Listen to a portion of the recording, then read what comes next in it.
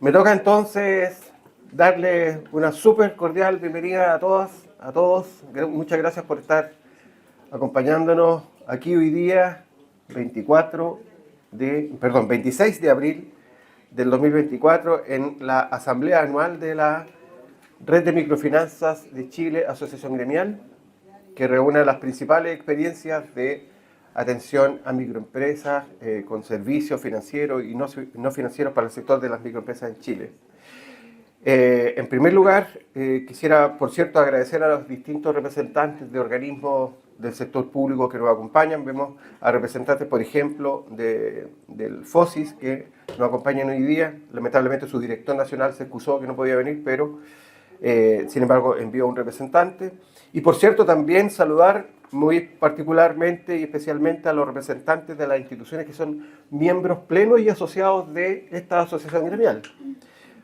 Partiendo, por tanto, por presentar y agradecer a Mario Pavón, presidente del directorio de la red y gerente general de Fondo Esperanza. También a don Alejandro Romero Zacani, vicepresidente del directorio de la red y además gerente general de Banco Estado de Microempresas. Saludar también a Fundación Ban Igualdad, encabezados por su gerente general, don Héctor Filey, que está aquí acompañándonos presente hoy día, quien además es acompañado por don Erwin Chalper, que ocupa el cargo de director tesorero de la red de microfinanzas. A Oliver Negrete, director secretario de la Asociación Gremial, quien también ocupa el cargo de gerente de la división de sucursales, canales y convenios de la COPEUCH, que es la casa que hoy día nos acoge. Hoy día, lamentablemente, él no nos puede acompañar, pero está representándolo Luis Álvarez, jefe del departamento Micro y MIPE de COPEUCH. Y finalmente saludar a Cecilia Aster, directora de la red y también directora ejecutiva de la Fundación Crecer. Entonces les pido un aplauso a los directores para dar inicio a esta asamblea. Reiterar solamente muy brevemente los agradecimientos a la COPEUCH, que ya por varios años nos ha permitido ocupar este lugar, este recinto tan acogedor para el desarrollo de esta actividad, y reiterar por eso nuestro agradecimiento. Y comentarles muy brevemente que la red ha procurado ir enriqueciendo esta instancia de asamblea, que es más bien como protocolar y formal, para darle como más sentido a esta instancia de reunión anual. Y por eso es que año tras año los miembros del directorio de la asociación, los directores que acabo de nombrar, tratan de ir poniendo materias que pueden transformarse en un desafío a tratar durante esta asamblea. Comprenderán ustedes que sin duda la cantidad y complejidad de temas que se pueden abordar cuando uno habla de inclusión financiera de fines productivos es enorme. No obstante, creemos que en Chile todavía persisten y de manera muy notoria desafíos muy relevantes en materia de inclusión financiera de sectores productivos. Eso nos llevó, por ejemplo, a que el año pasado, en 2023, en la Asamblea, iniciáramos y nos enfocáramos en tratar materias como la informalidad. Y para eso nos acompañaron destacados académicos del Consorcio de Universidades contra la Informalidad, quiero decir, representantes de la Universidad Católica, que nos ilustraron, nos mostraron distintos enfoques, visiones y perspectivas sobre cómo abordar el desafío de la informalidad. Este 2024, el directorio de la red acordó continuar con esta dinámica de explorar temáticas que forman parte de los desafíos de inclusión financiera productiva. Razón por la que en esta oportunidad nos van a acompañar destacados profesionales expertos en materia de microemprendimiento y población migrante, que es el tema que quisiéramos introducir y enfocarnos este año. Entonces, para partir con esta asamblea y darle un marco a la relación de esta temática con el mundo de las microfinanzas, le quiero dejar la palabra al presidente de la red, don Mario Pavón, que nos va a presentar los principales resultados del informe anual sobre el estado de las microfinanzas en Chile, que corresponde al informe que se realiza con el consolidado de la información que presentan los miembros plenos y asociados que forman parte de esta asociación gremial. Entonces los dejo con Mario, le brindamos un buen aplauso. Muchas gracias. Muy buenos días, de nuevo saludarlos a todas, a todos. Bueno, como ya es tradición, me toca presentar como los números generales. Esta es la parte fome de la asamblea. pero siempre creo que por un tema también de transparencia, que es importante hoy día, sobre todo más que nunca, la transparencia, dar cuenta de los resultados, y como red vamos a dar cuenta como bien resumido de los resultados del año que tuvimos a nivel agrupado el año 2023. Ese era el programa de hoy, que ya lo contó Víctor. La parte entretenida está acá, en la presentación del estudio de migración, y después el panel de conversación. Pero bueno, yo les voy a presentar el informe 2023 del estado de la microfinanza. Recordar, esto lo vemos siempre todos los años, pero acá son las organizaciones informantes son las que participan de la red, sí, que informan, que son Banco Estado Microempresa, Copeuch, Orencop, Fondo Esperanza, Fundación Ban Igualdad y Fundación Crecer, que son, yo diría, prácticamente todas las organizaciones que hoy en día están apoyando a microemprendedores con créditos productivos y también con otros servicios. Por ejemplo, Ban Igualdad, Fondo Esperanza, Crecer tienen otros servicios desde el punto de vista de capacitación de emprendedores, que es muy fuerte. Banco Estado Microempresa, las cooperativas también acompañan con ahorro, un servicio que es fundamental para el apoyo de microemprendedores, que los más chicos no podemos hacerlo. Entonces, pero acá se agrupa a nivel de crédito, ¿sí? Microcrédito. Y lo separamos en dos tipos. Para los reportes están las organizaciones, las entidades que son reguladas, ¿sí? Y las que no son reguladas, que son reguladas finalmente por la ley de banco, ¿sí? Que son Banco Estado Microempresas, Copeuch y Orencop. Y las no reguladas, que también somos no reguladas, no quiere decir informales, que hacemos lo que queremos, sino que no reguladas quiere decir que no nos acoge la ley de banco, ¿sí? Pero sí estamos reguladas por el... ¿Se escucha o no? Parece que está medio... que sí estamos reguladas por la CMF, no al mismo nivel que las otras entidades, estamos reguladas por todo el sistema, somos entidades legales, que Fondo Esperanza, Fundación Ban Igualdad y Fundación Crecer. Que en promedio, los créditos de estas tres, ¿sí? De las tres reguladas, son créditos mayores en promedio. No quiere decir que no entreguen créditos pequeños. Entregan microcréditos también desde, no sé, Banco Estado Microempresa, 200.000 pesos, 250.000 pesos ¿sí? Pero en promedio son créditos más altos, sobre las 50 UF, y en promedio los montos que entregan las entidades no reguladas son menores a 50 UF, 1,3 millones más o menos, 1,4 millones. Entonces, clientes atendidos en el año, ¿sí? El año 2000, esto es el número de RUT que pasaron por estas organizaciones. Entonces, cuando vemos las que entregan menores a 50 UF, fueron 222.000 clientes que atendieron, ¿sí? Y las mayores a 50 UF, 125.000 clientes, RUT distintos que pasaron, pero con un crecimiento bastante más alto en las mayores de 50 UF, ¿sí? ¿Por qué las menores de 50 UF? Uno dice, porque cuando veamos el stock, es mucho mayor el stock en esta, pero acá son créditos más de corto plazo, ¿sí? Entonces pasa mucha gente, son créditos en promedio 4 o 5 meses, entonces pasan muchas más personas en el año que en las que entregan créditos mayores, que son créditos a más largo plazo. ¿Ya? Y podemos ver, sí, aquí podemos ver el número de clientes del año, y lo vamos viendo a lo largo de la presentación, el impacto sobre todo que tuvo en las más chicas la pandemia. Si nos fijamos, los clientes atendidos por las no reguladas, hay una baja fuerte el año 2020, que empezamos a retomar, sí, que se empieza a retomar, y ya el año 2023 es bastante similar en general a lo que fue el 2019 pre-pandemia. En cambio, en la entidad regulada crece fuertemente en 2020. Y esto lo conecto con lo que vimos el año pasado, y está muy relacionado con el nivel de formalidad de los clientes que atienden las distintas entidades. Las entidades reguladas, por lo general, atienden a clientes un poquito más grandes que ya tienen algún grado de formalidad, ¿sí? Las entidades más pequeñas atienden principalmente a clientes informales. Clientes informales que en pandemia no tenían, o sea, existió poca ayuda específica para el sector, ¿sí? Porque eran informales, es muy difícil de saber dónde están, cuántos son, cómo ayudarlos. Entonces, estaban desprotegidos esto. Entonces aquí hubo menos atención a este sector. En cambio, en la medida que los clientes eran más formales, había más formas de poder ayudarlos, que está muy bien que así sea. Entonces las entidades que atendían a esos clientes también, dado también fondos de garantía que existían para esos clientes más formales, pudieron apoyarlos. Acá no hay fondo de garantía. ¿Cómo? Si el Estado no sabe si el cliente, cuando llega un informal y dice, no, es que yo tengo una microempresa, demuéstremelo. No, acá está un libro de ventas. No, al Estado no le sirve eso, un cuaderno de ventas, ¿sí? En cambio acá, cuando son formales pueden demostrarlo y puede existir ayuda más específica para el sector.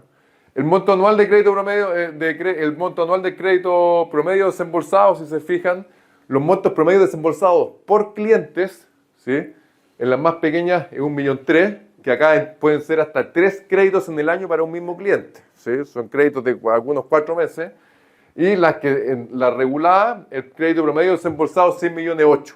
Entonces, en los promedios, que los promedios a veces también engañan, acá vemos una diferencia importante en los montos desembolsados y vemos el mismo efecto de la pandemia, ¿sí? 2020, cómo bajan los que tienen más informales, y acá, aquí como hay un alza, sobre todo el 2021, en los que atienden ahí a clientes más formales.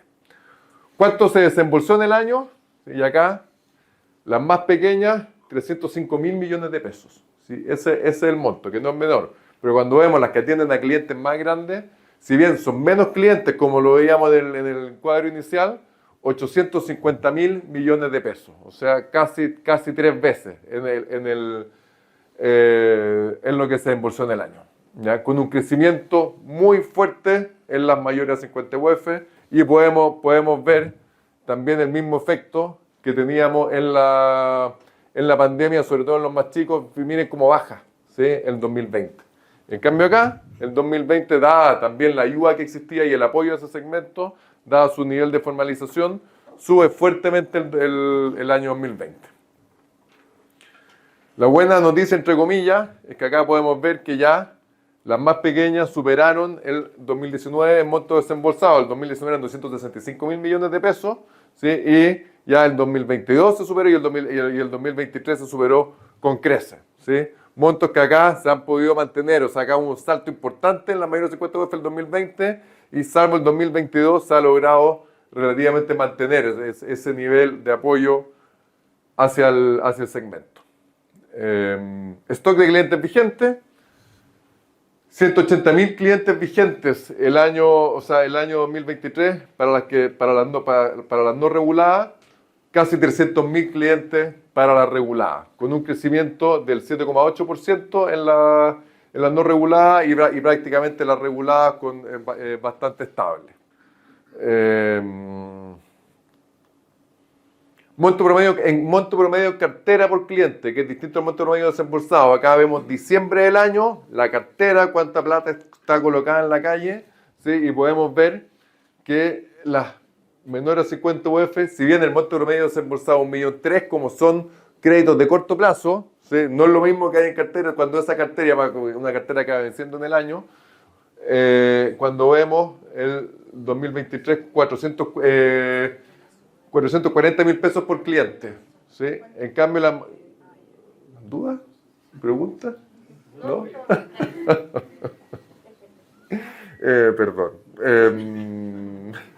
5 millones series, monto medio de cartera para las mayores 50 UF, el mismo efecto del año 2020. Y si hay algo aquí que podemos pensar cuando vemos 2022, pienso 2023, acá crece el monto promedio de cartera, decrece levemente el monto promedio de cartera por cliente en las más chicas. Entonces, me pregunta, ¿qué está pasando? ¿Qué pasa con eso? Que uno ya hemos crecido el número de personas atendidas, pero los montos promedios no crecen, ¿sí? Entonces, eso también, si bien no es directamente, o sea, no está relacionado, no es directa la relación, pero más o menos en la medida que uno le entrega más monto, el negocio es más grande. No necesariamente es así, pero en promedio eso tiende a ser así. Entonces parece que los negocios no están creciendo tanto acá, ¿sí? Cuando uno ve los montos desembolsados, sobre todo en las menores a 50 UF. Stock en cartera, ¿sí? 80.000 millones de pesos, las no reguladas, 1.700 millones de pesos para la regulada. ¿Sí? Y aquí, sobre todo, cómo pesa el de la regulada es muy fuerte. Acá la diferencia, aquí se nota fuertemente la diferencia, sobre todo en monto. De nuevo, podemos ver efecto pandemia, que es muy distinto en ambos tipos de organizaciones. Tasa de demora más castigo, menor a 50 UF, crece fuertemente el año 23, ¿sí? Pero sigue siendo una mora el sistema, yo creo que el sistema debe estar como en 15-16% este dato, ¿sí? En el sistema financiero.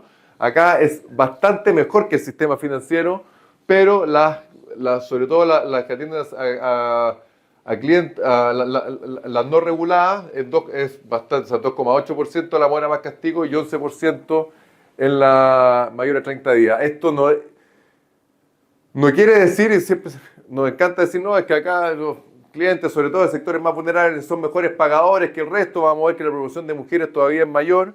Acá estas tres organizaciones atienden, son modelos de banca comunal, de grupos de personas, donde se agrupan personas para entregar los créditos. Y ese modelo es el que permite, que es un modelo que se hace cargo, que permite que las tasas de pago sean muy bajas, que también es muy caro de operar el modelo. Y es difícil cuando se entregan créditos más altos. O sea, si uno dice vamos a entregar créditos promedio por 6 millones de pesos, son créditos coavalados, ¿sí? Las organizaciones, cuando vemos la regulada, son créditos de 6 millones de pesos. Coavalar por 6 millones de pesos es complejo, ¿sí? Cuando son créditos promedio de 600.000 pesos se puede, pero a medida que esos montos empiezan a crecer es muy difícil. Entonces son modelos que a las características del cliente se adaptan a esas características. La cartera agrícola se mantiene bastante constante, tanto en monto como en número de clientes, el año 2023 versus el 2022, creciendo un 2% en monto y decreciendo un 1% en clientes, pero bastante. Y cuando uno lo ve en la historia de los últimos años, es una cartera que se ha mantenido bastante estable, que también quizás para el próximo año no sé, se me ocurre una idea, profundizar acá, qué es lo que está pasando, ¿sí? ¿Por qué no crece? ¿Sí? Cuando uno ve la demanda potencial, hay harta demanda potencial y es un segmento que no está creciendo. Entonces, ¿qué están haciendo? ¿Cómo las organizaciones pueden atender y llegar a este segmento? Con mayor fuerza podría ser una buena discusión, ¿sí? Y aquí, por último, para terminar, traigo algunos datos de participación de mujeres femeninas, microempresarias. Entonces, lo primero, vemos la diferencia en la organización no regulada, como la participación femenina es muchísimo mayor. Sí, prácticamente 80% versus un 44% en la regulada. Entonces, primero al parecer que al entregar créditos más pequeños, clientes más informales, ¿sí? Aumenta la participación femenina. ¿Sí? Acá, si bien la participación femenina es alta, no es tan alta. ¿Sí? Entonces aquí, ¿qué es lo que está pasando con esa? Porque los negocios atendidos acá son más grandes, pues. Ojalá la participación, los negocios atendidos en la mayoría de 50 UF son negocios más grandes, más productivos. Entonces, y ahí al parecer hay menos mujeres, bastante menos mujeres que hombres. ¿Qué es lo que está pasando ahí? También es otro tema que podríamos profundizar. Y cuando vemos los montos en cartera, comparamos las mujeres versus los hombres, en las no reguladas es bastante similar. O sea, el monto promedio en cartera de las mujeres es de 438.000 pesos versus los 445.000 de los hombres. ¿Sí? O sea, un poquito menor, pero no considerablemente menor. Pero vemos las reguladas, negocios más grandes, ¿sí? Además de una menor participación femenina, las mujeres, ¿sí? Los montos promedio en cartera de las mujeres en ese segmento es menor. Entonces, parece que a la medida que los negocios van creciendo, no crecen a la misma tasa, a la misma proporción de cómo están creciendo los hombres. Entonces, ahí también es una buenas discusiones. Y por último, el último cuadro que tengo, que compara el saldo y estos son números globales, cómo ha crecido en el año. Sí, la buena noticia es que el monto desembolsado en mujeres creció fuerte, casi un 10% 2023 versus 2022, lo que es una buena noticia. Esto está corregido por IPC, entonces es un crecimiento importante. Y también el número de mujeres atendidas crece un 3,6%, lo que también finalmente vamos, no tan fuerte, pero algo se está avanzando y también podría dar luces. Ojalá este número pueda crecer más y sobre todo. Y ahí no es que las organizaciones la organización regular no atienden mujeres, lo que pasa es que cuando uno va al mercado, los hombres tienen más negocios, son más productivos, hay mayor demanda, etc. Entonces, cómo potenciar ese segmento creo que es importante. Hasta aquí les doy la lata yo, después viene la parte entretenida. Pero quería saber si tienen algunas dudas, preguntas, comentarios, algo que les gustaría saber, profundizar, algo que no se entendió. En relación al crecimiento de la microfinanza en Chile, ¿qué tendría que ocurrir con la oferta y la demanda, ya, para que como país podamos dar un salto cuantitativo en la atención a la red de microempresas. Ya. Yo creo hay dos. Desde primero voy a partir desde la demanda, desde los clientes, ¿sí? Yo diría como que hay tres grandes temas desde los clientes. Uno tiene que ver con, o sea, cómo la formalización creo que es un tema muy importante y es clave, ¿sí? Y es clave ir avanzando hacia una mayor formalización de esos clientes, pero entendiendo una formalización que sea inclusiva y no como muchas veces se piensa que queremos excluir en la formalización. O sea, hoy día, cuando vemos los datos, cuando vemos la encuesta M, que es como la principal fuente de este segmento, son como 1.200.000 solamente microempresarios informales, ¿sí? Que tienen microempresas informales, además de la gente que tiene contratada, etcétera. Si ese número lo vemos como la proporción de empleados, de personas que están trabajando en Chile, hoy día son como 9 millones. ¿Sí? Eso es como 14%. ¿Sí? Son microempresarios informales, sin contar empleo informal, etc. Si las políticas, ¿sí?, de fiscalización hacia la informalidad funcionaran, el desempleo sube de 8% a 22, 23% de un día para otro. Y ahí el problema de 8. O sea, primero es entender que la informalidad es un buffer de la economía, ¿sí? Y también, entonces, desde ahí generar política pública, entendiendo que por supuesto, y lo vimos acá, la formalización es muchísimo mejor que mucho mejor que la formalidad, mejor que la informalidad, pero ¿cómo vamos incluyendo en esa formalidad? El año pasado profundizamos harto sobre eso, pero hoy día por ejemplo, hay una propuesta en el pacto fiscal de monotributo que no es perfecta, ¿sí? Pero tiene hartas ventajas. Y dentro de esas ventajas está el poder que parte de ese grupo se vaya formalizando. Así que con un monto fijo mensual puede acceder a formalización, a permiso, y con eso también acceder a seguridad social, porque también es un segmento en informal que no tiene seguridad social. Ahí eso es desde los clientes. Otro tema fundamental desde los clientes, y lo vimos acá, tiene que ver el Sistema Nacional de Cuidado. Vimos cómo las mujeres, sobre todo en los de sectores más vulnerables, los negocios son más chicos, ¿sí? Y son más chicos porque tienen el doble, triple jornada que tienen. Entonces, las horas de cuidado entonces, ¿cómo tenemos un Sistema Nacional de Cuidado que permite a esas mujeres poder salir a trabajar y que sus emprendimientos también son emprendimientos que están muchas veces limitados por el cuidado? O sea, un hombre, por muy microemprendedor que sea y de sectores vulnerables que sea, puede salir a las 7 de la mañana, recorrer la ciudad completa y volver a las 8 de la noche a la casa. Microemprendedor. La mujer no puede hacer eso. O sea, su emprendimiento ya está limitado con suerte a la comuna y muchas veces al barrio donde vive, ¿sí? Porque tiene que estar cerca de la casa.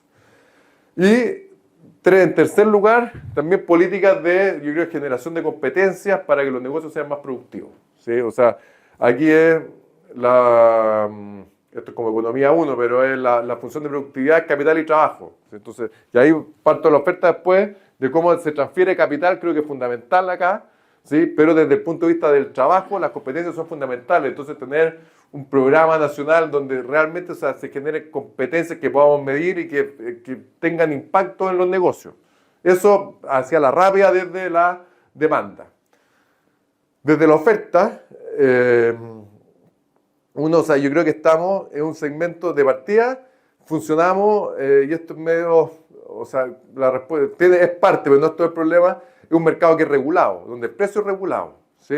O sea, tenemos una tasa que está regulada y que no hay, entonces finalmente, y sobre todo, entonces hay clientes que están quedando fuera porque el precio que te pone el sistema no podemos atender. Pues a ese precio, si usted me baja, yo no soy capaz de entregar un crédito por 50 lucas, no porque sea mala persona, sino porque porque no me da el ingreso en general. Entonces, desde ahí, como yo creo que hay que mirar, y si no, fomentar, y si que no lo hacemos vía tasa, fomentar programas de subsidio a la tasa, ¿sí? De subsidio hacia las organizaciones. Como por ejemplo, hay un programa de FOSI, el programa de acceso a microcrédito, que se podría potenciar pensando en cómo vamos llegando a esos clientes, y desde ahí pues, se podría dar un salto. Yo creo que las organizaciones estaríamos dispuestas a dar un salto importante en inclusión, en la medida que nos ayude a llegar a esa inclusión, porque las organizaciones hoy día, sobre todo las más pequeñas, estaban en igualdad y crecer, que son fundaciones, o sea, se financian parte de su operación con donaciones, ¿sí? O sea, ni siquiera es...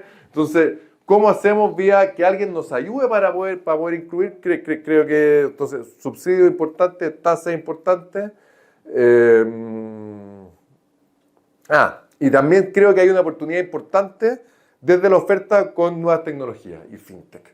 Y creo que desde ahí, o sea, es un mercado que es poco competitivo. O sea, son pocas organizaciones. Si vemos la demanda, no sé, pues en Chile son como 2 millones de microempresarios, ¿sí? Y con créditos productivos específicos para el sector no están todos atendidos. No es que no estén atendidos con créditos, muchos van al retail, pero no son créditos pensados para la microempresa.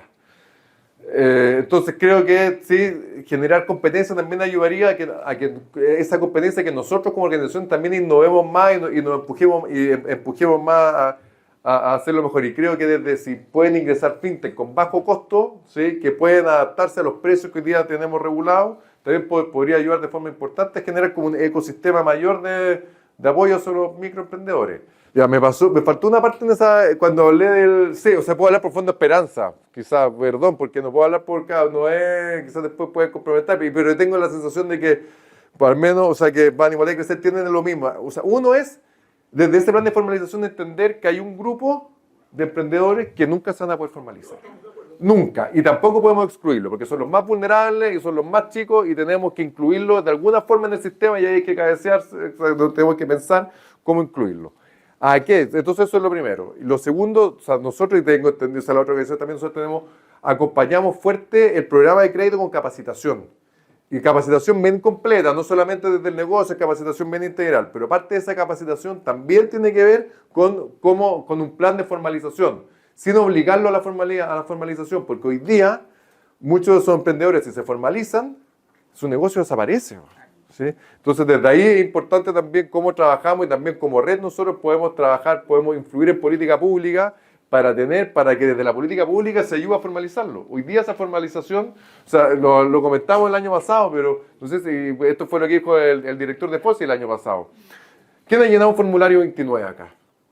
¿Sí? No es fácil, ¿sí? Y de repente le pedimos a emprendedores que venden, no sé, 500 lucas, llena un formulario 29 y el gallo mira y dice, no, que tengo que contratar un contador, el contador le cuesta 30 lucas y ya se le fue el 10% del ingreso del mes, que es harto. Uno dice 30 lucas, sí, pero o 20 por el contador, pero no es tan sencillo. Entonces, cómo el sistema se adapta también es importante, a que ayude a esa formalización.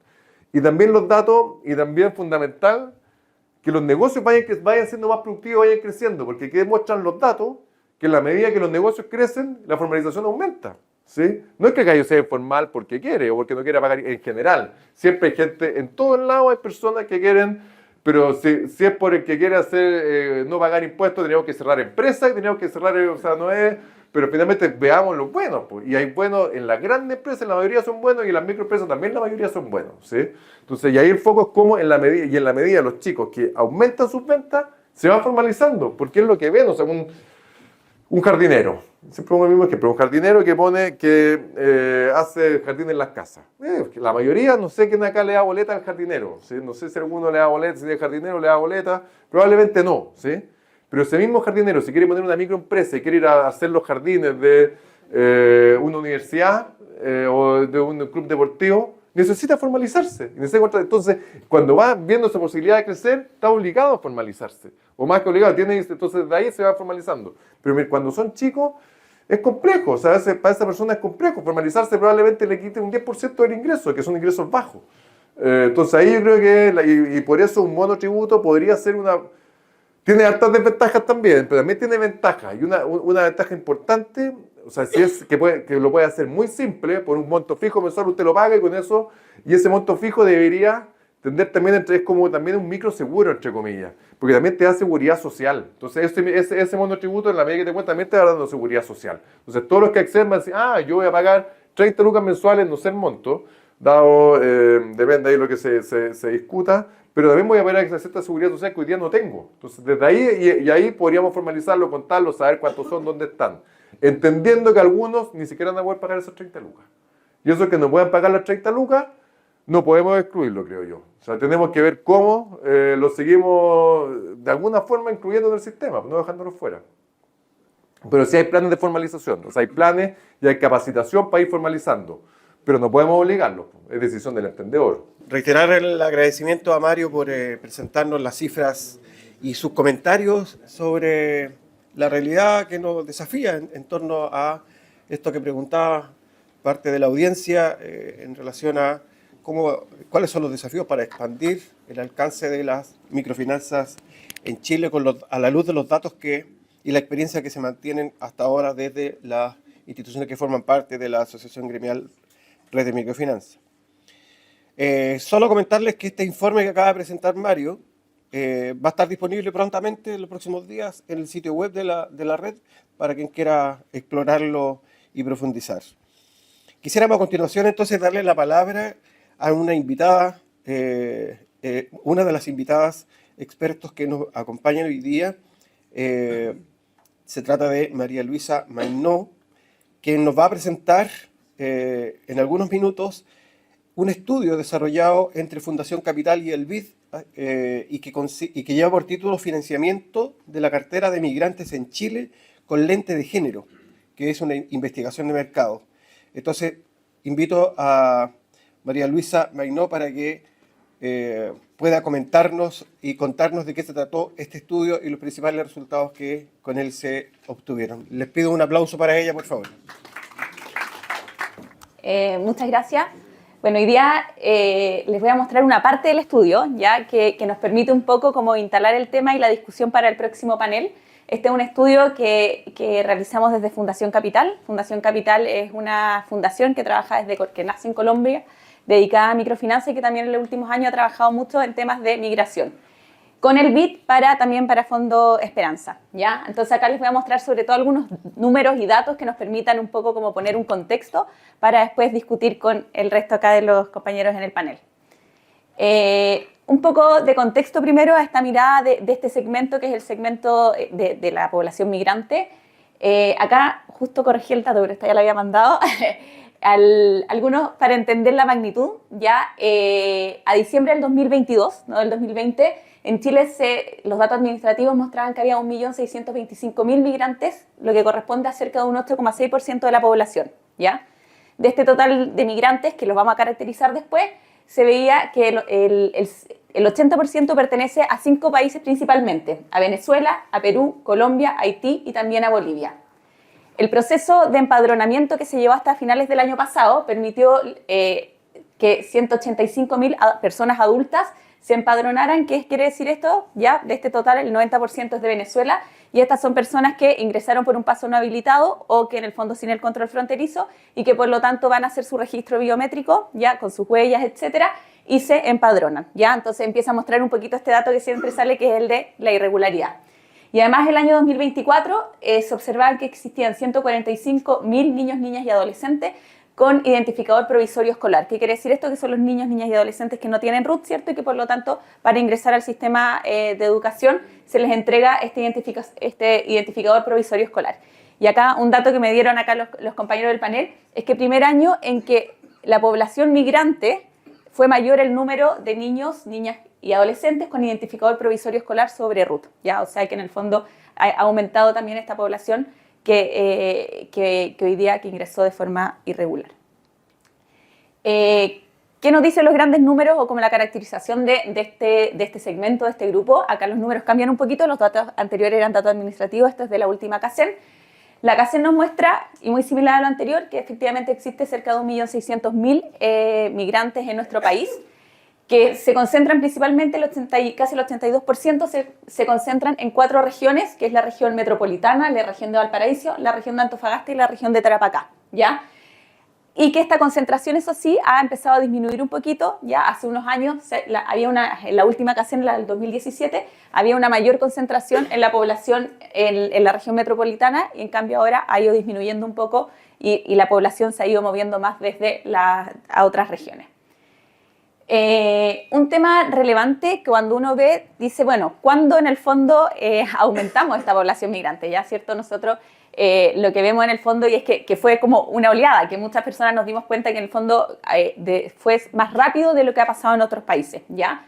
Y esto efectivamente es así, o sea, Chile no solo hoy día tiene uno de los mayores porcentajes en la zona por habitante de población migrante, que representan al 8,6% de la población, pero además lo que es interesante acá es que el 68,9% de los migrantes llegaron en los últimos 5 años, ¿ya? Y esto es importante porque impone desafíos nuevos, ¿ya? Una cosa es cómo yo, en el fondo, cómo logro incluir a esta población, cambia cuando esto y es cierto, el movimiento es mucho más rápido y por lo tanto también esto impone desafíos muy importantes en cómo nosotros avanzamos en incluirlo. Cuando uno pregunta, y acá la encuesta nacional de migraciones que hizo el Servicio Nacional de Migrantes, cuáles son las razones de migrar y que también en el fondo se condicen con los plazos, la mayoría, esta encuesta se hizo a personas que migraron entre el 2016 y 2022, donde la mayoría es una población venezolana, dice que las razones son crisis económica en su país, la falta de oportunidades laborales, la violencia e inseguridad y también por motivos familiares, que muchas veces tiene que ver con que familiares ya se habían venido y se habían instalado en el país cuando ellos deciden moverse, ¿ya?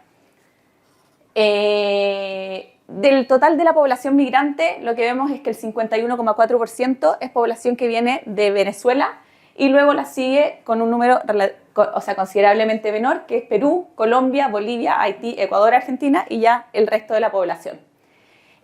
Cuando separamos a esta población entre aquellos que nosotros decimos como migrantes recientes o migrantes más históricos o tradicionales, ya entendiendo los migrantes recientes como aquellos que migraron en los últimos 5 años, vemos que en el caso de Venezuela el 88,3% de la población de Venezuela migró en los últimos 5 años, ¿ya? Esto, por ejemplo, en diferencia con Perú, donde la mayoría de la población peruana, ¿cierto?, migró hace más años y el 63,9% migró antes de estos 5 años, ¿ya?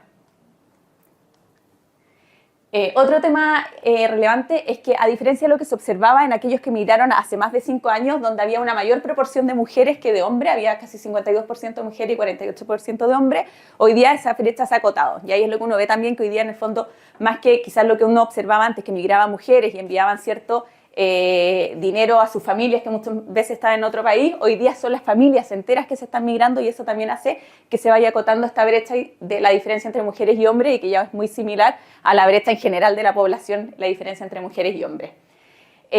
También respecto a la edad, cuando comparamos a la migración más reciente con la migración más tradicional, vamos a decirle que es más histórica, vemos que la población de la migración más reciente es más joven, ya tiene entre 18 y 35 años, a diferencia de la población que migró antes, que un mayor porcentaje se encuentra entre los 35 y 49 años. Esto no quiere decir que migraron más jóvenes, sino que hoy día son más jóvenes. Probablemente este grupo que migró en el fondo también migró a una edad muy similar de los migrantes de hoy día, ¿ya? Y esto también se condice mucho cuando yo les decía con los motivos de la migración, oportunidades económicas, o sea, es una población económicamente activa que viene a buscar, ¿cierto? No encontró en el fondo en su país estas oportunidades y viene a este país a buscar estas nuevas oportunidades laborales. Respecto, y esto un poco también, que hace mucha referencia a la brecha de género, cuando vemos como la composición del hogar, en general los hogares que tienen jefes de hogares migrantes tienen un mayor número de los hogares que tienen jefe de hogar que no son migrantes, ¿ya? 3,5 personas versus 2,8 personas en hogares que los jefes de hogares son no migrantes. Y también vemos una brecha de género cuando ponemos el foco en la población migrante. Hay más hogares monoparentales, ¿ya?, cuando la mujer es la jefa de hogar. Y también, a diferencia de la población no migrante, nosotros vemos que acá no tenemos esta comparación, pero que el extenso biparental o el extenso monoparental, que quiere decir cuando vimos no solo, ¿cierto?, el papá, la mamá, los hijos, sino que además con los abuelos, etcétera, en la población migrante se da más. Y eso también responde a lo que uno observa más en lo cualitativo, ¿cierto?, que muchas veces las familias llegan a instalarse donde familiares, tíos, primos que ya estaban en el país y hasta que logran, ¿cierto?, instalarse y luego se van como al hogar propio, ¿ya? Esto impone desafíos súper relevantes porque vemos que, por lo tanto, existe un grupo relevante de mujeres migrantes que son madres solteras y que en el fondo hoy día y que impone desafíos mayores en cómo nosotros las integramos, ¿ya? Acá aparecían muchas mujeres que en el fondo, cómo yo logro trabajar y que ya estos son los desafíos que tenemos todas las mujeres, pero se le suma además que es una población que tiene menos redes y menos, en el fondo, se vinieron con lo opuesto, por lo tanto, menos ahorro, menos capacidad, ¿cierto?, de enfrentar esas dificultades propias, de tener que hacerse cargo en el fondo y cómo compatibilizo el trabajo con la capacidad de cuidar a mis hijos e hijas. Respecto a la educación, lo que vemos acá es que la población migrante en promedio tiene un mayor nivel educacional que la población no migrante, ¿ya? Este dato es súper relevante, profesional completo, el 21% de la población migrante terminó la universidad versus el 15% de la población no migrante. Sí, es importante entender que ese dato lo mueve principalmente la población venezolana, ¿ya? O sea, la población venezolana, casi el 34% de la población venezolana migrante tienen educación profesional completa, ¿ya? Y acá, eso sí, lo que es importante, y lo muestra también la encuesta del Servicio Nacional de Migraciones, y uno lo ve también, y esto imagino que cada persona ahí cuando hemos ido a comprar, cuando hemos tomado el Uber, uno se va dando cuenta de esto. Sin embargo, a pesar de que tienen universidad completa, muchos de ellos no se encuentran trabajando en empleos relacionados con sus carreras por dificultades para convalidar, porque faltan las redes necesarias para poder tener esos trabajos y por lo tanto se encuentran trabajando probablemente en empleos más precarios de los que podrían haber aplicado, ¿cierto?, si es que pudiesen convalidar sus títulos. Respecto a la situación laboral, y esto de nuevo se condice con lo que yo les decía, en el fondo es una población que viene a buscar oportunidades laborales y económicas, y eso se traduce en que hoy día el 78,4% de la población migrante se encuentra ocupada, ¿ya?, versus la población no migrante, donde el 57,7% se encuentra ocupada. Y esta diferencia no se debe al desempleo, porque el desempleo es un poquito mayor en la población migrante, pero a la inactividad. O sea, las personas, hombres y mujeres que vienen a Chile, en general, buscan empleo. ¿Y por qué en el fondo, y es lógico, ¿cierto?, tienen menos redes de apoyo? Se vienen muchos casos con lo opuesto y por lo tanto necesariamente tengo que tener ingreso diario para poder vivir, pero además porque la situación, o sea, los trámites migratorios, ¿cierto?, les exigen en el fondo la estabilidad y demostrar los ingresos y por lo tanto es una población que generalmente se emplea. Dentro de la población migrante, eso sí, siguen existiendo brechas de género, mientras vemos que el 89,5% de los hombres migrantes están ocupados, solo el 67,8% de las mujeres migrantes están ocupadas, ¿ya? Sin embargo, el porcentaje de mujeres migrantes ocupadas, inactivas, es considerablemente menor al porcentaje de mujeres no migrantes inactivas, que está cerca del 47,8%. ¿En qué trabajan? Y acá un poco también lo que hablaba Mario, en qué trabaja la población migrante. Vemos que en general la población migrante en una mayor proporción son empleados del sector privado, ¿ya? Disminuyen los trabajadores por cuenta propia, disminuyen los patrones y empleador en relación a la población no migrante. Cuando uno ve esto por género, aparecen en las mujeres migrantes también con más relevancia el servicio doméstico y el servicio doméstico puerta afuera y el servicio doméstico puerta adentro, ¿ya? Esto cuando uno lo ve, porque se explica principalmente hoy día la población cuando migra en el fondo, su objetivo, ¿cierto?, es estabilizarse en el país, para lo cual necesitan obtener el objetivo final, que es como la visa permanente. Entonces, ellos se emplean en un lugar para mostrar, ¿cierto?, los ingresos y la estabilidad económica que les exige el sistema, ¿ya? Entonces, mucho en el fondo, por eso a eso responde también, no es que haya menos ganas de emprender, menos ganas de trabajar por cuenta propia, al revés, uno ve que mucha de la población, y esto es la parte más cualitativa, tiene ganas, sobre todo las mujeres, porque les cuesta compatibilizar, ¿cierto?, los horarios con la realidad, con el cuidado de los hijos y las hijas, pero se emplean y permanecen en estos empleos. ¿Por qué? Porque necesitan, ¿cierto?, mostrar los trámites necesarios para poder regularizarse, ¿no?, para poder obtener la visa permanente, ¿ya? Eso, entonces ahí como un resumen de algunos datos, que hay muchos más, pero para que después podamos pasar al panel. Chile actualmente cuenta con 1,6 millones de personas extranjeras, de migrantes, y que esta creció en los últimos años, lo que implica grandes desafíos a nivel de todas las instancias, desde las microfinanzas, desde las políticas públicas, desde educación, que es un tema que es cierto que ha salido estos últimos meses, desde salud, etcétera. Las características demográficas de esta población son consistentes con la búsqueda de oportunidades económicas y laborales, ¿ya? Uno ve que en el fondo son en general una población joven que se mueve al país, donde la mayoría sí se encuentra trabajando. Hay una importante presencia de niños y niñas. Los hogares en general tienen más niños de lo que tienen los hogares con población no migrante. Y también lo que les decíamos, o sea, esto mismo que muestra que hay un gran número de población, ¿cierto?, que tienen el identificador provisorio, porque en general son familias lo que se están moviendo a nuestro país. Sobresale el nivel educativo de la población migrante, donde un 34% alcanzaron los niveles de educación universitaria, lo que se compara con casi el 15% con la población no migrante.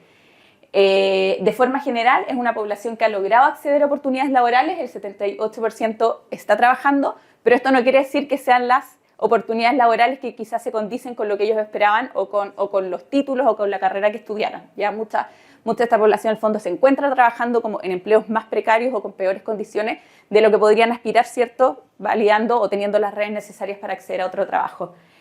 Sigue existiendo brechas de género y esto pasa tanto en la población no migrante como en la población migrante, donde todavía se observa un mayor porcentaje de inactividad. Y esto es súper complejo porque hay mujeres que en el fondo te señalan esto, como yo necesito tener la visa, necesito trabajar, pero tengo un hijo, tengo que ir a buscarlo a las 4 al jardín y mi trabajo hasta las 6. Por lo tanto, es un círculo, ¿cierto? Como que no tiene salida. O sea, uno necesito la visa, necesito o regularizarme, pero no puedo regularizarme porque necesito trabajar. Si trabajo no puedo dejar a los niños, no tengo redes. Entonces, al final, hay también desafíos súper y donde ahí sí el emprendimiento empieza a tomar valor, ya porque en el fondo se ve como una alternativa, sobre todo en estas mujeres, además muchas de las cuales ya emprendieron en sus países, para poder también, ¿cierto?, avanzar y poder compatibilizar la maternidad con el trabajo. Respecto a inclusión financiera, acá hay algunos datos pero como también para poner contexto. En general, la población migrante tiene un menor nivel de acceso a productos financieros a nivel de productos transaccionales como de crédito, ¿ya? Sí se ve, y lo que uno ve es que todos los migrantes que acceden a su RUT tienen su cuenta RUT, ¿ya? Eso pasa y eso no hay nadie que no te diga que no tiene su cuenta RUT. Sin embargo, cuando ya uno empieza a ver la cuenta corriente, la tarjeta de crédito bancario, el porcentaje disminuye considerablemente, ¿ya? Y eso en el fondo también es lo que uno ve en la parte más cualitativa. Las personas te dicen como yo, en el fondo, cuando no puedo acceder a crédito, no puedo acceder ni siquiera al prepago. O sea, tengo que tener celular con prepago, ¿cierto? Porque tampoco puedo tener un plan. En general no existen productos de créditos a los que puedan acceder la población irregular, o sea, no existe ninguna entidad financiera que esté haciendo de forma como escalable. Hay pilotos que se están probando, ¿cierto? En fondos de esperanza y conjunto que están probando con población irregular. Pero incluso cuando uno ya pasa a la población que está regular, que tiene residencia temporal, hay muy pocos productos a los que pueden acceder. Ya hay un par de casas comerciales que pueden acceder, pero que son bien puntuales, pero en general siempre se les exige la permanencia definitiva y por lo tanto hay un grupo muy relevante que está haciendo todo bien, ¿cierto? Hizo su trámite, está esperando, pero que también los tiempos del Estado para los trámites los tienen durante un largo plazo en que nunca van a poder acceder a un producto de crédito en la banca más tradicional. Sí, acá empiezan a aparecer, y ahí lo que decía Mario también, las fintech se ven como una oportunidad, principalmente para el segmento más joven. Ya han empezado a aparecer algunas fintech que están dedicadas a la población migrante y otras que cuando uno empieza a revisar te permiten, por ejemplo, acceder con visa temporal. ¿Por qué en el fondo cuando uno ve esto no se ha priorizado? Y también plantea el desafío, porque claro, es decir, ¿por qué no le estamos dando? Pero también hay desafíos, ¿cierto?, para acceder a crédito. Y es que en general lo que se ve es que cuesta identificar la vocación de permanencia cuando yo quiero entregar un crédito, el historial crediticio, no sé, ¿cierto?, cuál es el historial de crediticio en su país de origen o cuáles son las cargas financieras en su país. ¿Tiene que pagar algo, no tiene que pagar algo? Y como cuesta sacar esa radiografía, que es la radiografía que sacamos todos para poder entregar crédito, hoy día es un grupo que en el fondo no está priorizado necesariamente para generar nuevos productos. Y además lo que vemos es que la información es muy poco clara. Nosotros hicimos una revisión de todas las tarjetas, de todos los bancos, de todo, y lo que hasta uno en el fondo te cuesta entender si pueden o no pueden, ¿ya? Y eso mismo le pasa a ellos. Acá hay muchas experiencias que te contaba, mira, me dijeron que podía ir a pedir un crédito, fui a pedir un crédito, me dijeron que no, pero la ejecutiva no me supo decir por qué no. No sé si es por la visa, no sé si es porque el RUT está vencido, no sé si es porque mi ingreso, ¿ya? Entonces hay información y esto que es mucho más higiénico, pero hay...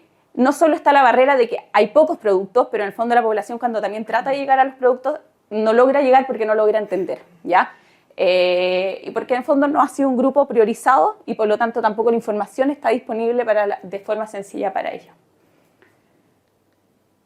Eso por ahora. Bueno, muchísimas gracias entonces a María Luisa. Invitamos de inmediato en honor al tiempo, a continuar con la siguiente y última parte de este primer bloque de la Asamblea General de la Red de Microfinanzas. Invitamos a que pase adelante María Eugenia Guerra, periodista, jefa de comunicaciones y sostenibilidad de Banco Estado Microempresas, quien va a moderar el panel sobre los desafíos y oportunidades en el apoyo a microemprendimientos de personas migrantes en Chile. María Eugenia. Muchas gracias. Hola, ¿cómo están? Oye, quiero decir algo, ¿no? Ese es mi apodo. O sea, no lo puedo dejar pasar. No sé por qué está acá.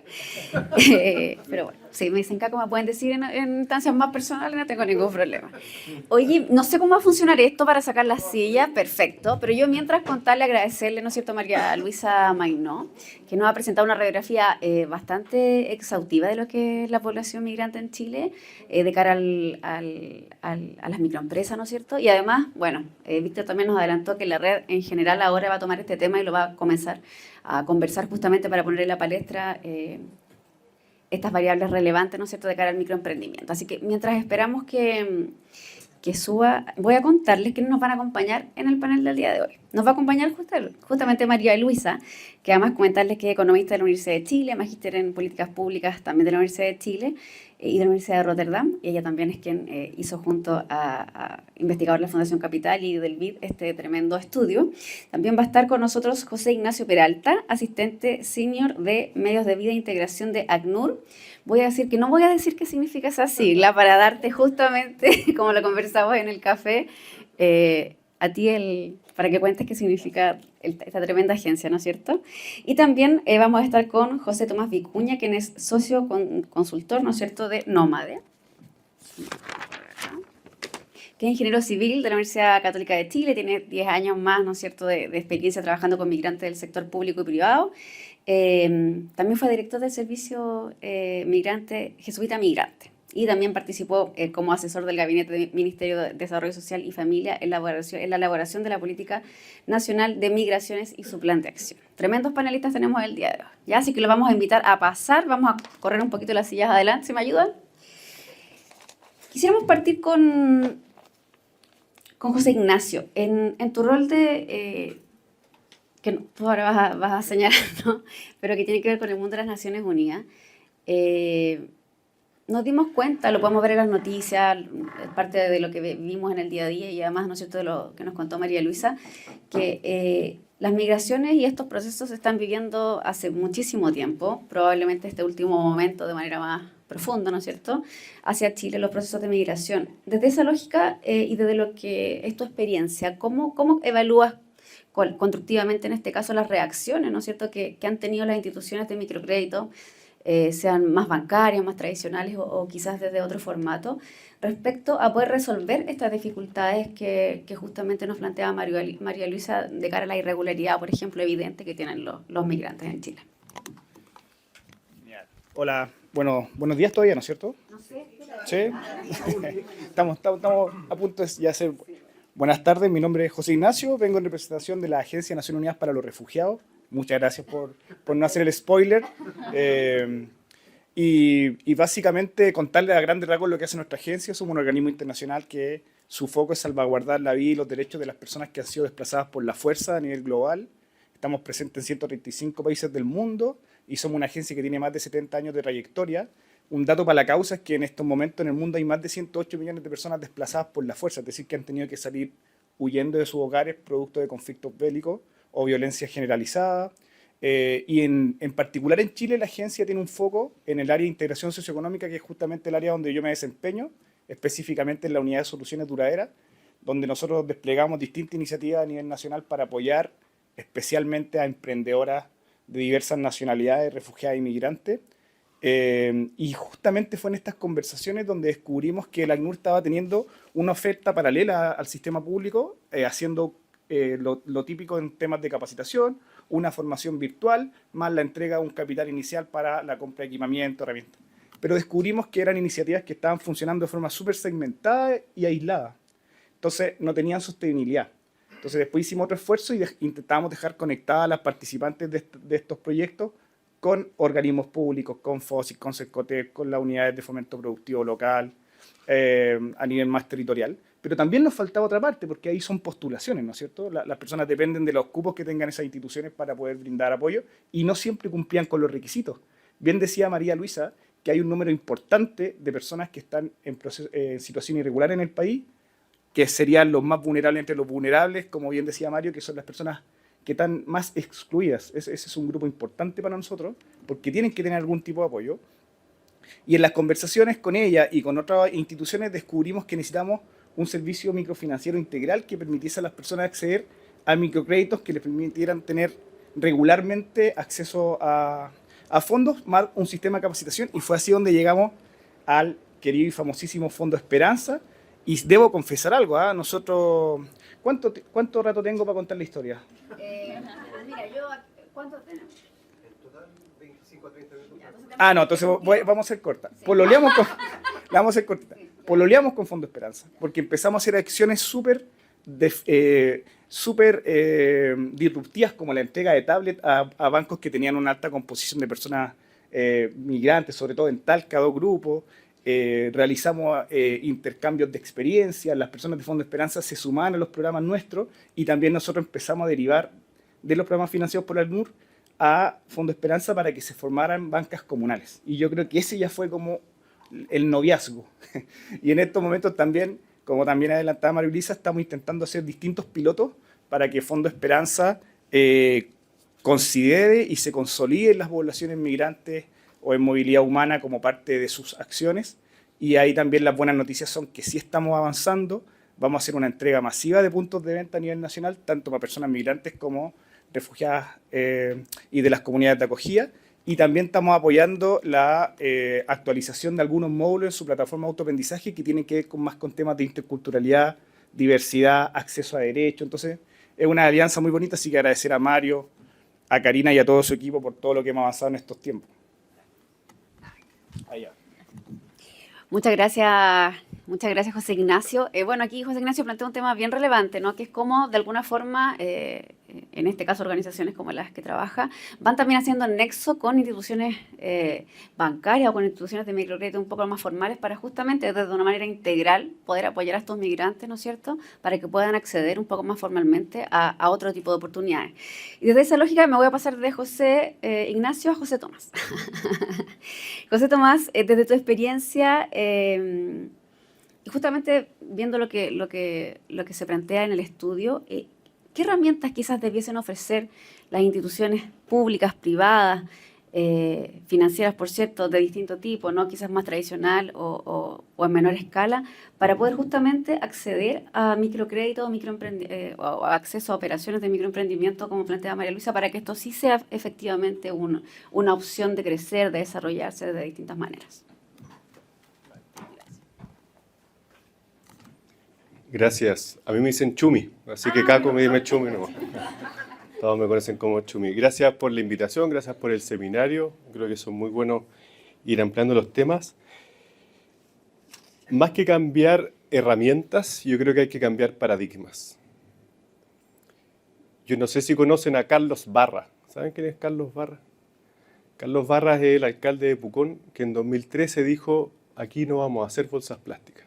Y el 2020 fue política pública nacional. Hoy día es política pública que quieren copiar otros países. Hoy día empezamos la famosa ley de las 40 horas, en horas, en minutos, en segundos, no sabemos, pero empezamos. Pero no saquen los 5 minutos. Claro, pero a lo que voy hay 2 ejemplos de cambios de paradigma. Yo siempre he hablado que hay que desmigratizar para humanizar. Bonita tu frase, ya, sociedad civil. Humanizar es ver la complejidad del ser humano. Hoy día el migrante en la mayoría de los países, la persona migrante o refugiada es vista como un documento. Hay que verlo como la historia. A propósito, súper buenos datos los que mostró María Luisa.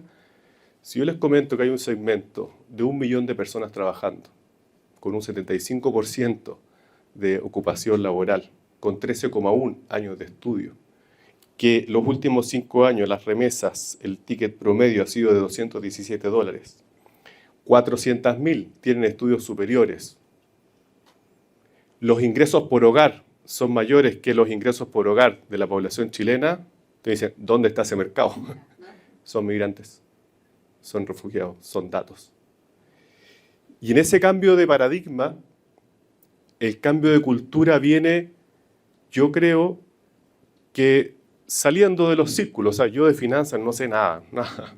Estudié comercial yo, no civil. Y como decía un profesor, curso pasado, curso olvidado. O sea, yo me seguí por otra rama, no las finanzas. Pero sí sé que complementando saberes podemos salir de las lógicas. Hablábamos antes como de la cultura y los marcos regulatorios. Y así hablamos también antes con Karina. Si yo pienso entre puros hombres, hay muchas cosas que se me van a ir. Ustedes saben, a propósito de los datos de niños y adolescentes con con IPE, que están irregular en el sistema educacional. Hay más hombres que mujeres. ¿Quiere decir que las personas migrantes tienen más hijos hombres que mujeres? No. Probablemente, yo esto lo he visto yo a través de algunos focus group, hay adolescentes, mujeres, que dejan de ir a la escuela para cuidar a sus hermanos o hermanas para que la mamá vaya a salir, o sea, la brecha ya se sobrepasa. Y cambiar la cultura justamente va por incluir saberes, y yo, bueno, también harto me ha tocado hablar de temas de diversidad e inclusión. Generalmente los grupos, los equipos de gestión de personas de diversidad, digo yo, ya soy hombre heterosexual, estudié comercial en una sociedad privada, hay cosas que no voy a ver. ¿En qué medida en los equipos de diversidad hay personas de ese grupo? No soy, oye, yo te voy a incluir a ti. Hay que romper las lógicas, y en eso creo que, bueno, estudios como estos, migrantes, no es solo, oye, un venezolano, más del 90% está regular de las personas migrantes en Chile. Más del 90%. Acuden menos a servicios de salud que la población chilena, gozan de buena salud. Con mi señora es migrante, yo soy un fiel... sí, enviamos todos los meses plata a la familia. Ya, y si yo tengo esa periodicidad, digo yo, la tiene mucha población migrante también, de todos los meses. En pandemia subieron las remesas, y en pandemia quienes menos perdieron el trabajo fue la población migrante. Es una población que está siempre con ingresos. Son 2.000 millones de dólares solo en remesas el último año, más de 2.000 millones de dólares. Es 0,5% del PIB en términos netos, lo que aporta la población migrante. Es decir, no son herramientas, son paradigmas. Yo creo que los que hay que cambiar, y estudios, espacios como estos, sin duda nos ayuda a romper paradigmas. Muchas gracias, José Tomás. Es interesante el planteamiento que nos hace, porque efectivamente no tiene que ver solamente con la solucionática, sino que cómo estamos entendiendo el problema y las complejidades que esto obviamente trae. Y si bien quizás se han hecho hartos esfuerzos, ¿no?, por regularizar gran parte de la población migrante, ahí nos da un dato del 90%, queda bastante por formalizar, y que es relevante también para llevarlos a poder acceder a otro tipo de espacios en la sociedad quizás. Y por ahí va también la pregunta de María Luisa, que nos señaló todas estas variables y que conoce bastante este estudio porque lo realizó.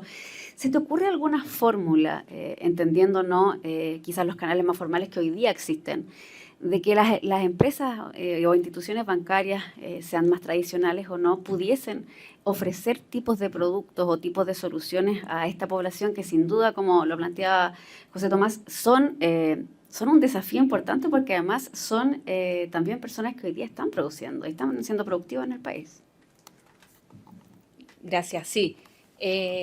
Más que ideas concretas, pero creo que, y que fue parte también del estudio que nos lo mostramos acá, creo que también en línea un poco de lo que dicen, hay que entender también que al igual que toda la población, que cuando uno estudia jóvenes, hay diferentes segmentos dentro de estos, ¿ya? Entonces, este no es un grupo homogéneo, este es un grupo heterogéneo, que tiene diferentes características, diferentes historias, diferentes formas de trabajar, diferentes formas de ahorrar, y por lo tanto hay que estudiar también la diversidad y los segmentos dentro de este grupo. No basta con decir, oye, los migrantes, ¿qué hacemos con los migrantes? Bueno, conozcamos los segmentos migrantes, conozcamos quiénes están dentro de los segmentos migrantes. Es diferente el joven migrante, el millennial, ¿cierto?, que probablemente que aquel que llegó hace 20 años y está instalado y tiene su negocio en patronato, ¿ya? Y por lo tanto es necesario avanzar primero en cómo conozco a esta población migrante, cómo entiendo sus diferencias y cómo entiendo qué necesita cada uno de estos grupos y cómo yo lo puedo apoyar. Creo que después, y entrando más acá como a los créditos también, hay cosas que ya se están haciendo y en otras partes y que hay que empezar a mirarlas, ¿ya?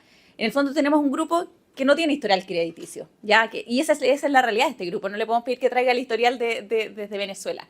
Y por lo tanto, como yo también, una vez que entiendo estos segmentos, soy capaz de ir viendo su comportamiento en otros medios de pago. Como veíamos, la mayoría sí tiene cuenta RUT, tiene chequeras electrónicas, tiene ingresos. Y por lo tanto, cómo yo a través de esos comportamientos puedo empezar a ver también si puedo entregarles crédito y no quedarnos en los modelos más tradicionales para entregar crédito, que es un desafío, pero también en el fondo estos cambios demográficos nos plantean estos desafíos. Ya como ya no solo veo, no como el historial crediticio es la única herramienta para entregar crédito, sino que estas personas utilizan otros medios de pago. Bueno, veamos cuáles son sus ingresos, cómo se mueven sus ingresos. Quizás, y acá creo que hay también algo mirar desde la banca más tradicional a la banca no tradicional probablemente las cuotas, ¿cierto? A fin de mes, cuotas de 60.000 pesos son difíciles de pagar, pero quizás sí puedo lograr que se vaya pagando, ¿cierto?, en cuotas de 15.000 pesos, ¿ya? Y que son iniciativas que ya se hacen, ¿cierto? Por ejemplo, la banca comunal funciona con esos sistemas.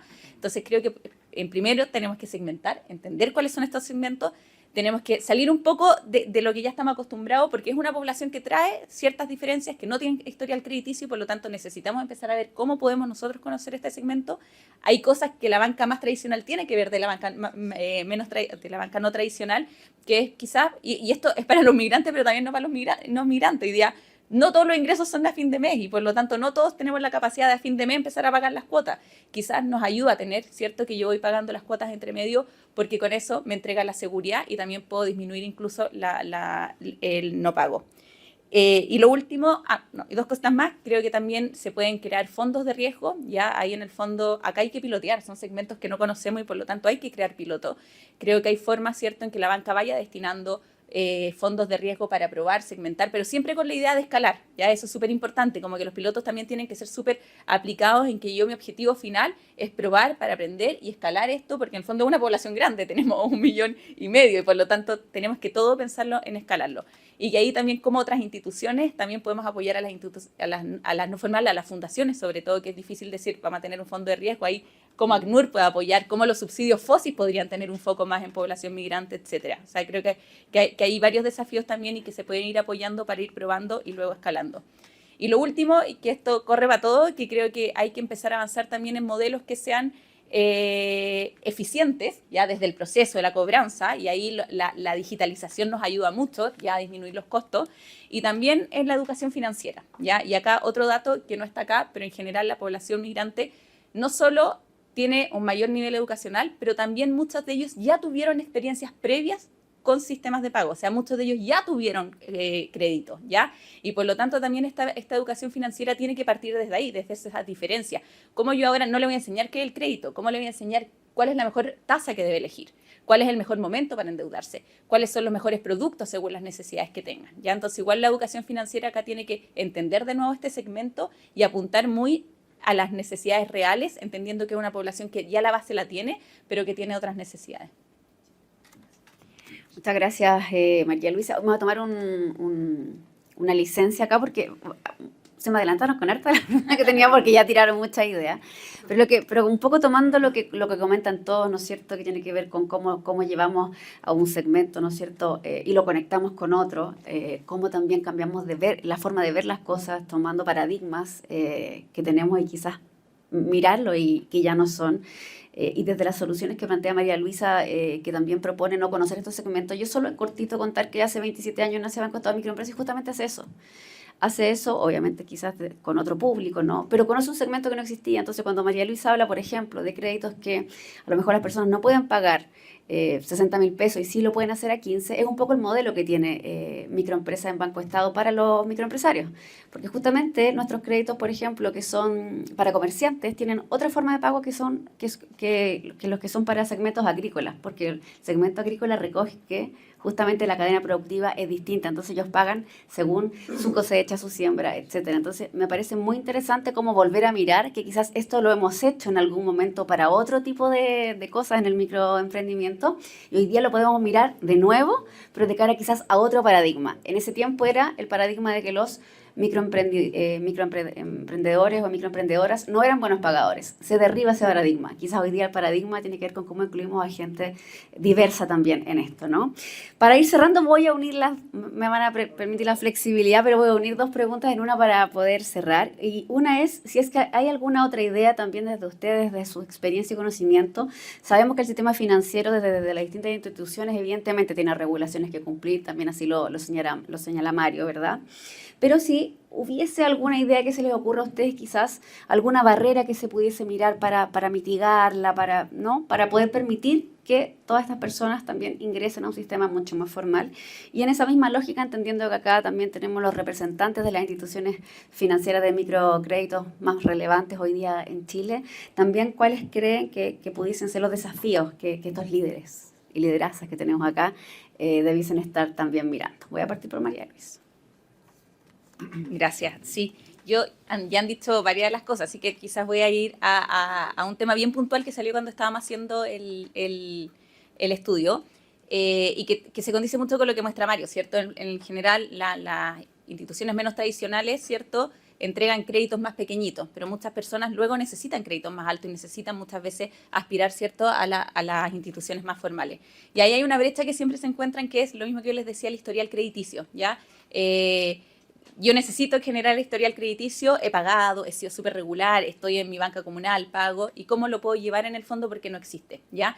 Y ahí creo que hay un desafío que quizás no vamos a solucionar ninguno de los que hay acá, pero en el fondo, ¿cómo si avanzamos a modelos, por ejemplo, que está haciendo la Unión Europea? Que tengamos historiales crediticios que sean propios de las personas y que las personas podamos llevar a los bancos, ¿cierto?, cuando nosotros queramos llevarlos para mostrarlo.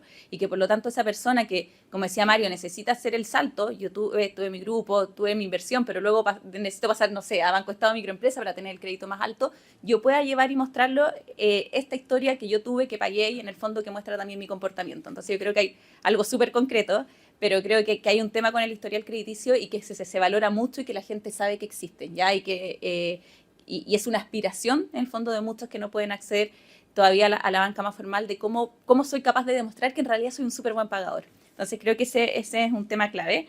Creo que otro... Bueno, un tema que siempre sale es como la tasa máxima convencional, pero yo no voy a entrar en la tasa máxima convencional, pero sí creo que eso existe, ¿ya? Y por lo tanto, creo que es importante ver cómo, y de nuevo lo mismo, cómo creamos un modelo más eficiente, ¿ya? Para que no sea un límite la tasa máxima convencional. Yo lo veo un poco distinto, como más allá de que discutamos si es o no necesaria, suficiente, no suficiente, pero sí creo que en el fondo hoy día tenemos que decir, bueno, existe y por lo tanto no podemos dejar que sea una barrera y que no estemos cubriendo a personas porque existe esa barrera. Entonces ahí vuelvo a lo mismo de antes, o sea, cómo yo logro tener sistemas que sean eficientes. Creo que acá la eficiencia es clave y hoy día las tecnologías nos permiten, sistemas desde que yo otorgo el crédito, desde que yo voy a la cobranza, cómo hago que esos sistemas sean más eficientes, ¿ya? Y ahí también Mario decía, muchas veces los modelos comunales son más caros, ¿cierto? Y por lo tanto ahí también hay un desafío de cómo yo avanzo en que esos sistemas, utilizando las tecnologías, sean mucho más eficientes y que no estemos dejando de incluir en el fondo sin utilizar todas las herramientas que hoy día tenemos. Y lo último, la educación financiera. Si al final el riesgo es lo que va a determinar, ¿cierto?, la capacidad de incluir o no incluir, y por lo tanto tenemos que también ahí tener un rol activo en cómo educamos financieramente.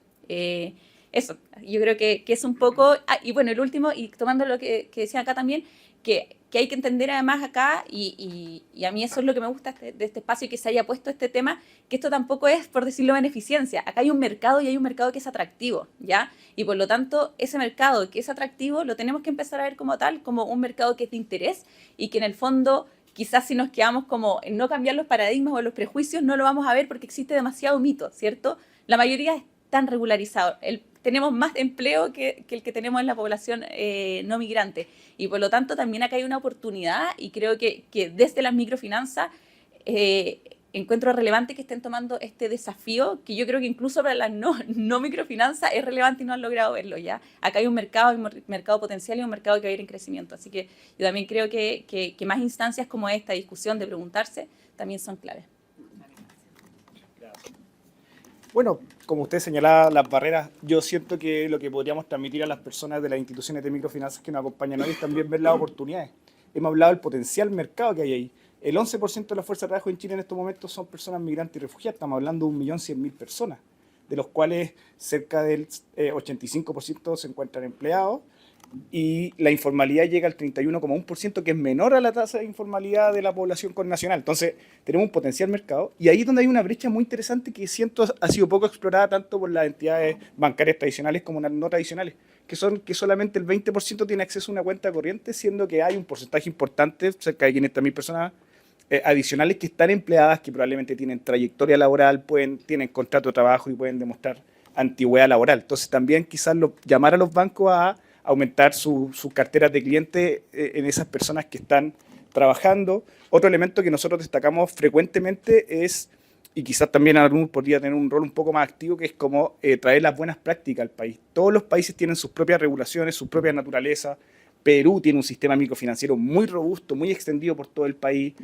Brasil, por ejemplo, cuando una persona es reconocida como refugio, automáticamente se le habilita una cuenta bancaria. Entonces, también quizás que las instituciones de microfinanzas de Chile conozcan otras iniciativas que se están trabajando en temas de movilidad humana. Las fintech, ¿para qué decir? O sea, la ley se aprobó el año pasado, es súper nueva, hay más de 300 fintech que están identificadas en Chile y cada una tiene su rol. Hay algunas que están más enfocadas en las billeteras digitales, ¿no es cierto?, en los pagos y el envío de remesas, otras en la gestión integral de la empresa, otras en créditos. Cerca de una de cada 7 fintech entrega préstamos. Entonces también es un segmento interesante para explorar. El 8% de las fintech está en temas de seguro, entonces también sentimos que ahí hay un tremendo nicho y yo desconozco si las fintech o la asociación de fintech ha visualizado a la población migrante y refugiada como una oportunidad. Eso quizás también podría ser una incidencia súper concreta. Otro elemento que tomando el tema de los pilotos con potencial escalabilidad, es que en Chile se está aprobando, o sea, ya está aprobada, pero está en Contraloría en este momento el decreto para la revalidación y la convalidación de títulos profesionales. Nosotros como ACNUR año a año apoyamos la formación de 150 médicos para que rindan el examen EUNACOM. El examen EUNACOM se divide en dos, un teórico y uno práctico. El teórico sale 350.000 pesos, el teórico sale 350 y el práctico sale 650. Es decir, 1 millón le sale a un doctor de otro país convalidar su título en Chile si rinde bien el examen. Pero curiosamente esas personas no están empleadas como doctores en Chile, sino que están empleadas en lo que se nos pueda ocurrir, desde delivery, están trabajando como administrativos. Entonces, curiosamente no tienen ese 1 millón de pesos para pagar ese examen. Pero ¿cómo le cambia la vida a una persona que logra rendir el examen con los ingresos que puede generar si es validado su título como médico? Entonces sentimos que también hay un muy buen nicho. Ahora van a ser 6 las universidades que van a estar facultadas para validar títulos. Hasta la fecha era solamente la Universidad de Chile. Entonces también ahí quizás ver una iniciativa, un proyectito piloto, y quizás para ir cerrando, yo siento que lo tenía anotado acá, que lo otro que es súper importante, y con esto cierro, es que data es plata. O sea, hay que partir de la base de que hay que hacer muy buenas investigaciones, buenas prospecciones, cruzar antecedentes. Yo siento que uno de los mayores esfuerzos que ha hecho Chile en este momento es la encuesta que bien presentaban, que es la Encuesta Nacional de Migración, patrocinada por el Banco Mundial, en conjunto con la Universidad Católica y el Servicio Nacional de Migración. Es decir, ahí hay un nicho importante, hay un capítulo dedicado a los temas de inclusión financiera, donde se habla que el mercado, el año pasado el Banco Central dijo que había un mercado de 2.400 millones de dólares en envío de remesas. Pero una remesa no es solamente envío de plata, significa que el migrante tiene capacidad de ahorro para enviar esa plata. Entonces son personas que sí tienen el hábito de generar un ahorro. Entonces también sentimos nosotros que si hay un sistema microfinanciero, un producto específico para personas migrantes y refugiadas, sí pudiese haber algún servicio adicional para el envío de dinero al extranjero, porque sinceramente puede ser un elemento valioso y un mercado muy importante. Y ese mercado es muy interesante porque no todos los envíos son por giro postal. La mayoría son por intermediarios que cobran una tasa que está sobre el promedio mundial, que es como el 7,6%, el doble es lo que se recomienda en los ODS, por ejemplo. Pero es un mercadazo el tema de las remesas. Yo creo que ahí también hay como que hacer doble clic. Y para finalizar, también un llamado aquí a las instituciones de microfinanzas, si pudiesen incidir, por ejemplo, en la Comisión de Mercado Financiero, para que se considere a las personas migrantes y refugiadas como parte de las poblaciones excluidas de los accesos a los servicios financieros. Es decir, para que también se generen investigaciones o las regulaciones correspondientes. Así que yo creo que por ahí estaba... Muchas gracias. No, okay. A propósito que están hace tiempo, a mí me tocó participar en la primera encuesta nacional a población migrante en Chile y una de las preguntas que le hicimos es ¿qué empresa valora más en Chile? Y salió el Banco Estado. Le preguntamos al equipo y salió Colo Colo. O sea, esa no me gustó, pero como buen cruzado. Y salió Banco Estado por cuenta RUT. O sea, yo llego a un país todo nuevo, hay una institución que me facilita el acceso, pero ahí decir, oye, ¿quieres ubicarte top of mind? 68% ya menos de 5 años, ¿qué podemos hacer ahí? Yo creo, bueno, sumando lo que hayan dicho, primero profundizar y distinguir perfiles, hay mucho. Hacerse la pregunta seria, ¿qué predice capacidad de pago? ¿Un carnet o mi historia? A propósito de todos los meses yo puedo ahorrar. Justo el lunes publicamos un estudio desde Nómade, pueden entrar a la página Nómade, tenemos varios estudios sobre la población migrante, nomadeconsultora.com. En los últimos 5 años, el 20% de los matrimonios o acuerdos de unión civil ha habido al menos una persona extranjera. Ahí yo tengo una red de apoyo, alguien de acá. O sea, cómo ver otros criterios. Sabemos lo que ha hecho hoy día Galgo, antes llamada Migrante, dijo, ¿sabéis qué? Yo voy a bajar el criterio de ingreso, son 450 mil pesos, voy a pedir el aval de 400.000 y un carnet vigente. Y voy a ver, o sea, hoy día en la era de la información, yo tengo que ver el sistema, no hay que crear algo nuevo, ver el sistema de cómo recojo la información pasada. Y de hecho hay encuestas que muestran el historial crediticio o el historial financiero de las personas migrantes, porque el historial en Chile es poco, pues, lleva menos de 5 años, pero hay algunas encuestas, me ha tocado ver del pasado. Se muere a 7,25 años en equiparar el nivel de ingreso según su cargo. O sea, 7,25 años llegué a lo que pude haber hecho quizás en mi país de origen.